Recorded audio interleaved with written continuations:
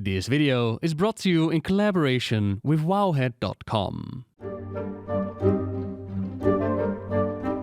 Hello everyone! A call to the Siren Isle has been heard by many, and the race is on to claim the powerful crystal, Azeroth's calcified world soul essence. Vrykul, Naga and pirates will be our opposition, while the Arafi, Irvin and Goblins, they'll be the allies joining us to the Siren Isle and help us uncover its mysteries. Not the first time in history that something on what is now an island is calling out. Way back when, over 20,000 years ago, there was the Winterscorn War raging in the lands we call Northrends. Different Vrykul had been exiled from Ulduar after Keeper Loken had been manipulated by their prisoner, the old god Yogg-Saron, and betrayed his other keepers. The Vrykul lived in different clans and were mainly peaceful for a while, but peace would not last, with outside forces influencing them, and the already aggressive Winterscorn clan kicked off a war that would only be settled with the interference of the dragon aspects, which placed them in a stasis, in a magical slumber. Loken's betrayal also meant the death of Keeper Thorim's wife named Sif, which caused the Lord of Thunder to brood for thousands of years at his Temple of Storms. But not all the Vrykul clans would stick around to fight out their Winterscorn War. With our Lord of Thunder silent, the mighty Cyrce led her clan from Sternpike and away from the Winterscorn's unquenched thirst for war. As we fled the cold northern winds at iron backs, we questioned our clan's purpose. Who did we stand to protect? For without the keepers, who did we serve? Our prayers were answered years after our exodus. From beneath the earth, we heard its cry. A plea for help, an anguished call. To Circe's ears, the call was our destiny, and so she led us towards the voice. So like we do today, Cyrce and her Sturmwind Vrykul heard the call of the crystal. And this is before the land split apart, so before the ending of the War of the Ancients. Cyrce led them, but not alone. At her side was her fearlessly loyal companion Treyir. Few enemies of the Sturmwind clan would live to tell tales of Cyrce and Treyir. Even amongst the fiercest Winterscorn, the pair were both feared and revered. Born amidst the clouds of Sternpike, the noble Yogg-Saron had long been observed by our clan from below. Like Thorim's Stormwolves, few had mastered the means to tame these fierce elemental creatures. But where many Sturmwind failed, or fell to their thunderous nature, one succeeded. Cyrce. No one knows how she triumphed, but when Cyrce descended from the highest slopes of Sternpike with a Galliorn upon her forearm, the clan foresaw it as a sign. Led by Cyrce and Treyir at their sides, they reached what we now call the Siren Isle, and the Vrykul went to work. As broken tools were cast aside, we found beneath the ground. For months we heard, and for months we searched, a golden crystal encased by stone, its glow like a torch in the dark. Upon its face, Circe's hand was pressed. A sound, a cry, but not of pain, or pleas, or of help, but of calm, of grace. Aman'thul, the luminous heart, its radiance and face, as if carved by unseen hands. Many stones I have carved, my iron hands, my tools, but the splendor of Aman'thul has opened my eyes. New designs, patterns and structures. My mind is clear. We have learned about Beledar in Hollowfall, a crystal that also called out. It had visions of prophecy surrounding it and played a big part in Xal'atath's plans. From the archive, we've learned that... However, as we delved deeper, we encountered certain obstacles, colossal crystals, which we came to realize were calcified chunks of the world soul's essence. They are of great power, and I wonder how many yet remain undiscovered beneath the earth, all over the world. So this is one of many more that are potentially out there. The cavern grew by tools and hands, a cradle for heart to rest. From stones to shrine to Sturmwind laid, for Aman'thul's voice once fierce had calmed. Though Cyrce spoke to the heart, its voice was faint, a whisper barely heard. And so, with iron hands I carved, I forged a circlet born of radiant ore, fit to the hand of Cyrce, a ring adorned with smaller shards of heart. Remnants, smooth and carved, with runes of storm, citrines lit, their faces aglow with soft song.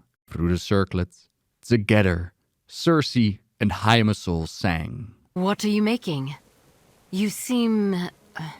inspired. This morning, the Siren Crystal sang a reverent hymn to me. A restorative anthem from a bygone age. That sounds like the kind of inspiration we'd receive from Beledar. Yes, its music soothed me. Now I'm crafting more healing crystals. They'll bring solace to our empire.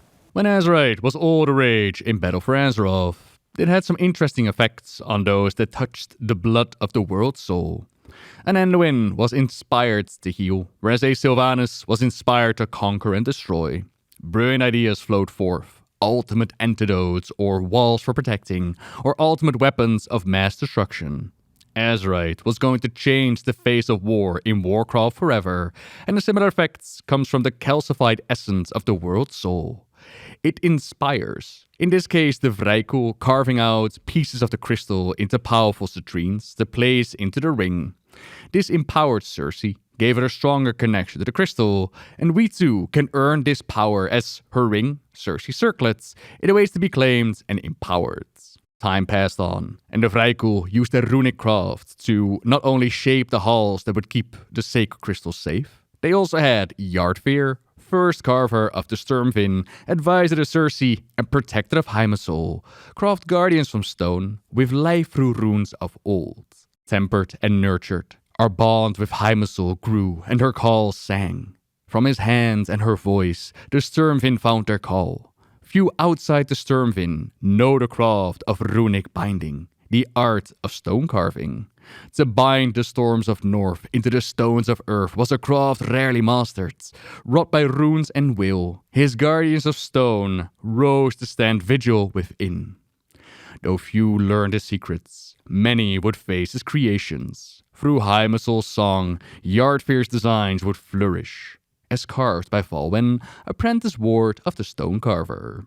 Vrykul, guardians, and the crystal, they lived here. Their new purpose was now to guard this place after hearing the call. But the world of Azeroth kept on spinning, and outside events would have great effects for these Vrykul as well.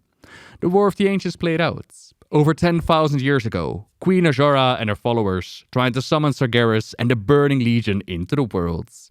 Azeroth's defenders stopped their plans, but all the meddling with the Well of Eternity, a great fount of power which the Queen had planned to use as a source of power for their summoning portal, it caused the land to split apart, with Azshara and her followers claimed by the sea. No!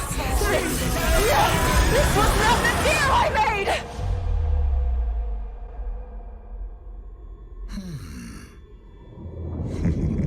Deal. I like deal. Who are you? Running out of air and the darkness about to claim them, the Queen and her followers accepted the old god N'Zoth's bargain, were transformed into the Naga. Following the will of N'Zoth, which, like Yogg-Saron, was all about breaking out of the prison that the Tides had put them in, returned to the days of the Black Empire, the time that they ruled the worlds. Meanwhile, up above, the Vrykul took shelter from the massive destruction as the land reshaped itself. For generations past, our purpose held, the luminous heart at ease. When land seized and heaved, the skies flashed in noxious green, our bastion cracked as towers fell and waters black encroached. In vault beneath, we Sturmwind prayed, Circe's hand upon our hearts. But when tremors grew, its cries rang out, Aman'thul's call renewed. When silence fell, the cry still pains, our stone-ruined doors unsealed. As Circe strode forth, our bastion ruins, surrounded by waters new. Upon our shores, a dark thing stood. Its word in our minds it spoke. The deep one stirs, this place calls out. His right to claim is nigh. Kneel before the old one's gifts, their powers yours combined. The skies flashing green and the destruction that followed, Not to mention that they were now surrounded by waters new. It all screams the defeat of the Legion, the sundering of the world, and a herald of the old gods proclaiming their coming demise. If that wasn't enough, we now have a new enemy upon their shores that did not exist until the end of the War of the Ancients. This tablet depicts a great battle between humanoids, metallic figures, and serpentine creatures emerging from the sea. Although the metallic figures are outnumbered, winged humanoids and stone guardians appear to fight at their side. The largest of the metallic figures gestures with a golden sliver-emmed finger, while above her soars a winged creature. Its head hit sand, its black blood sprayed, Cyrce's blade shone bright. From darkened depths a presence stirred. Over wail and pain she cried, "Hear us, O hearts! Upon this land we Sturmwind stands, to hold back a tide of woe. Guide us with your song, your hearts, and make your pain our own." As she called, across sea and sky they rose, a tide of scales in numbers never met. As serpents died and horrors fell, Ironhide with blood was slick. The rumbling skies cracked. Trier's fury tore through endless gales. By hand from earth rose guards of stone. Against the tide they crashed.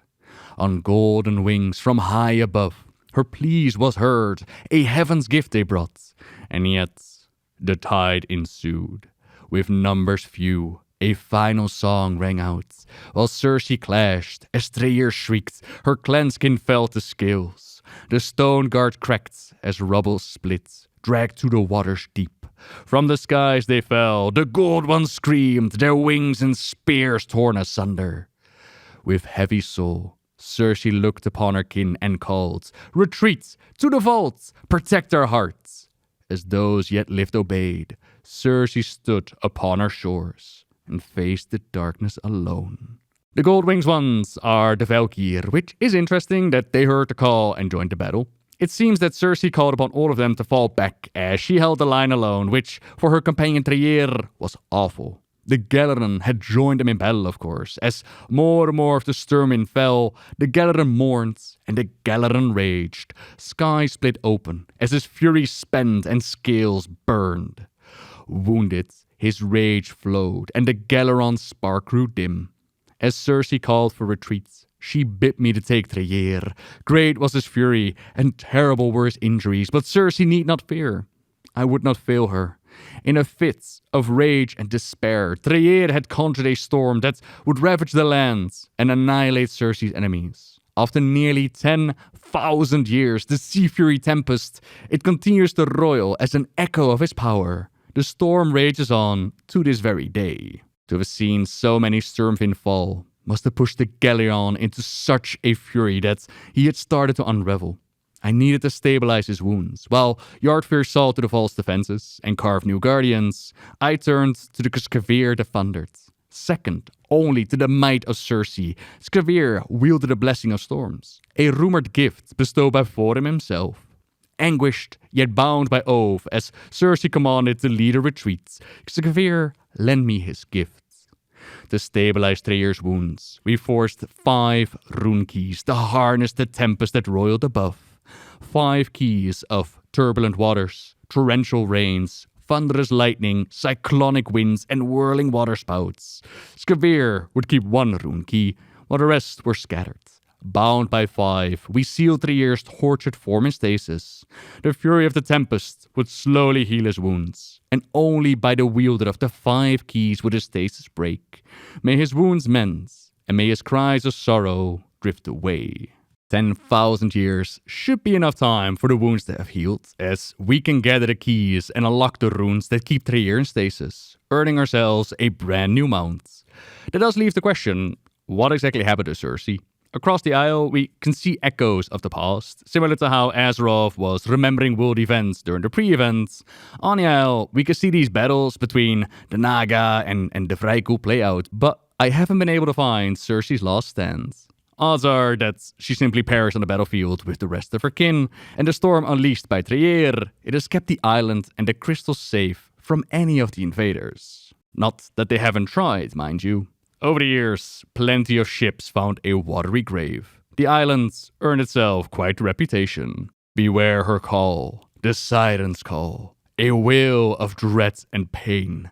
Seek not her ring, that calling ring, near shores of shipwreck's bane. Beware her song, the siren's song, a veil of tidal spites. Walk not those shores, those blood-spilled shores, as dark as starless nights. Beware her cry, the siren's cry, a tale of woe and guile. Claim not her ring, O Cyrce's ring. Beware the Siren's Isle. Beware, beware. Yet offer enough gold and rewards, and the most foolish will set sail to destinations they know that they should not go. Taking us closer in the timeline to the days of the battle for Azeroth, where, as I mentioned earlier, Azerite was all the rage. This here island was full of the blood of Azeroth, and the Ashvane Company, you might recall dealing with Lady Ashvane, the Ashvane Company was on the job, and a transcribed Kul Tiran journal, it explains that they made landfall on this isle. Despite the tales surrounding the place, despite the graveyard of ships that greeted them, none of it was enough to make them turn around. Not when there was so much Azerite to be mined. At the time, the isle still had a bunch of trees, but the mining operations quickly got rid of those. Sirens are spotted off the shore. Not surprising given the name of the isle, but similar to the other creatures, they seem more wary of them. With the other wildlife acting the way it does, it's downright eerie, almost like they're waiting for something. They also see a golden man, one of those pledged Vrykuls of the past, Azeroth's memories as we're seeing them as well. Even the Kul Tirans have turned into golden memories, but all that was the least of the worries. The true threat of the Isle revealed itself when the storm rolled in. Lost so many in the storm, plucked right off the deck, crawled right up out of the ocean and up the boat they did. Tethers I haven't seen the likes of before. Crabs as big as the hull, giant serpent-like bugs, and the wailing. If I wasn't convinced this isle is bad news, I certainly believe now. A good thing that our goblin allies booked it off the isle before the storm caught up to them. Remnants of 3-year spell work, and we'll also have to face the storm, juiced up enemies included, but we will get some material, some equipment to help us deal with the enemies. So now nearly all of their ships were destroyed, and with all the Azerite they gathered, not everybody was gonna fit on the one remaining vessel to go home. With another storm on the horizon, they quickly drew lots. Some of them unlucky enough to stay behind, while the others, they would have to go out and try to avoid the storm. They be back, they said, but our writer doesn't really believe that. Still, they stay behind and kept on mining. That is, until a monstrous Azerite elemental attacked, killed over half the people they had left, before they managed to back it into a cave. Stelagnarock is right where they left him, and by supporting the Irvin with flame-blessed iron, we can open up his cave, take him on, and earn some sweet rewards. Alternatively, we can join the Goblins to take on Gravesludge, who has some congealed Kul Tirans fighting at their side, or we can join the Arafi to fight the undead dragon Nerator. As we read further, there are now less than a handful left of them on the island. Next entry just says that they're gone. He was up in the sleeping quarters making some lunch. There was this loud bang or a screech, and then just poof, all gone, like they were never there to begin with. The Duke ran off when the bang happened, but don't worry, we can get abandoned Marmaduke as a pet. Our journalist is left all by himself, but the song, I can hear it now. When I sleep, it's louder, it's calling. A sweet, gentle song, just like Esther would sing. The Isle itself. Find it I will. Followed the song and dug till my hands bled. Found it. A door. Stories were true. All of them. And there we find our offer. Journal next to his dead body and the circlet in his hands. The Guardian made sure that he wasn't going to leave the vault alive with Cyrce circlets, but we fare a little bit better. Almost 10 years have passed since he wrote his final words when we arrive on the island, uncovering this history, finding the bosses, braving the storm, and empowering our ring, which you can see on your hands. What's interesting when looking at our foes is that we got the Bilgewater pirates with a bunch of Hosen, but also the Vrykul, who during the storm turn into Kvaldir. More specifically, they say that the Bloodwake will claim this land and its power. Yorin will have her secrets, not you.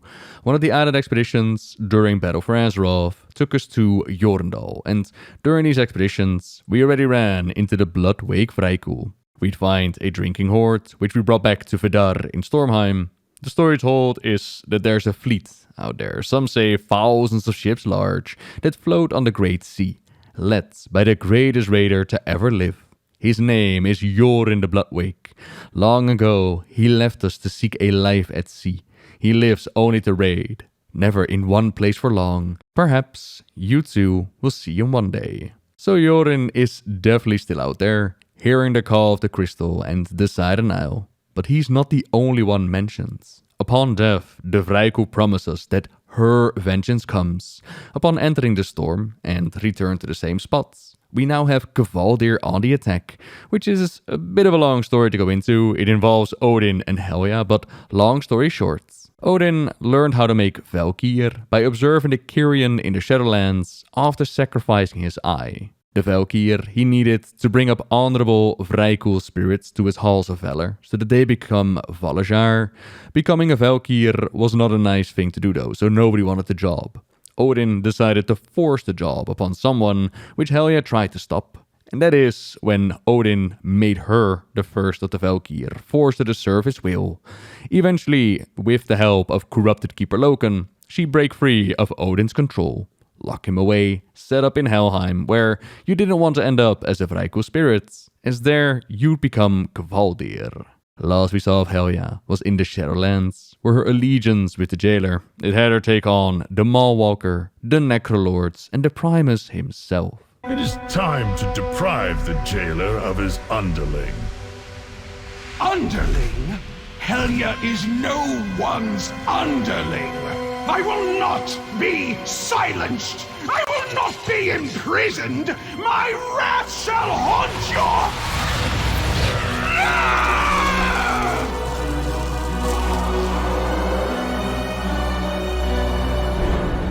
He banished her back to Helheim, and apparently she's active once more, trying to claim the crystal. This is also why I found it interesting that the Valkyr heard Circe's call and answered it, as they're woven into this whole Odin-Helya storyline. Then the third group of enemies, that would be the Dark-Tide Naga. You might recall fighting them during Battle for Azeroth, and once more, their allegiance is to their queen, as they apologize to her upon their death.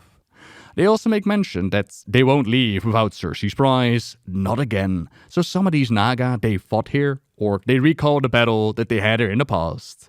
Last time that we saw Azshara, that was during Battle for Azeroth. Now go and do what you will. I tire of intermediaries and heralds.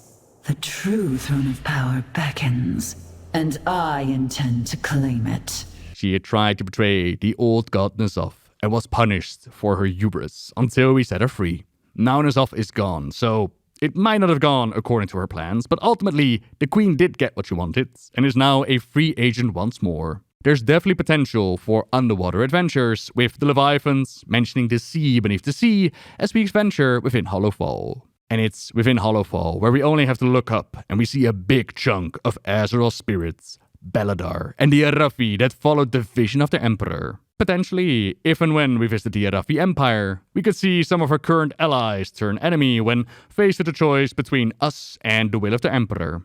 The recently added short story, it also adds potential for a return to the faction war, or at the very least, a hostile, old-school Arathi Empire. Now I'm crafting more healing crystals. They'll bring solace to our empire. Excellent. That's the kind of support we'll need to bolster our troops. We could strengthen our defenses. I didn't hear a call to battle. I had a hymn of healing. I don't want to go to war again. I want to go home. We're closer to our homelands than ever before. We're not going to war. It's coming to us. When the others seize that crystal, we'll need more guards. You need to trust the Earthen and the Goblins. They are not our enemies. We need to work together. That's the difference between you and me. You build, I protect. And mark my words, we will need that protection. And then, of course, the goblins leading the charge into the Isle, but we already know that the next major patch that's gonna revolve around them, as we're finally gonna go to the goblin capital of Undermine within the patch Undermined. Future stories build up aplenty, not to mention a second major crystal discovered. In Battle for Azeroth, the war was on to claim as much Azerite as we could.